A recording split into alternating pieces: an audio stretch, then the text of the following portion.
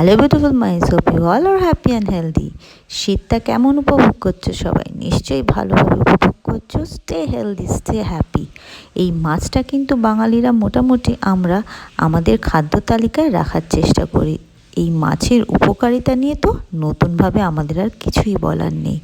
আর নতুন নতুন রেসিপি কিন্তু আমরা নিত্য নতুন রোজই ট্রাই করে থাকি, তাই না বন্ধুরা?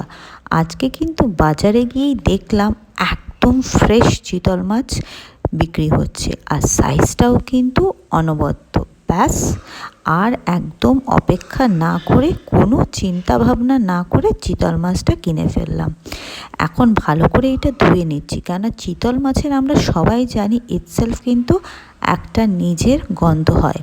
সেইটা কিন্তু একটু ভালো করে বেশি বার করে না ধুয়ে নিলে সেই গন্ধটা যায় না।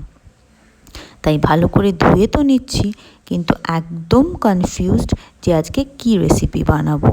একদম ধনেপাতা দিয়ে একটু পাতলা করে ঝোল বানাবো, না একটু পেঁয়াজ বাটা দিয়ে রসুন বাটা দিয়ে একটু মাখো মাখো করে গ্রেভি বানাবো, নাকি একদম কষা কষা ঝাল ঝাল করে বানাবো এই উইন্টারের জন্য একদম পারফেক্ট। কী যে বানাই একদম বুঝতে পারছি না, টোটালি কনফিউজড। তোমরা একটু অবশ্যই কমেন্ট করে জানাও তো কী বানানো যায়।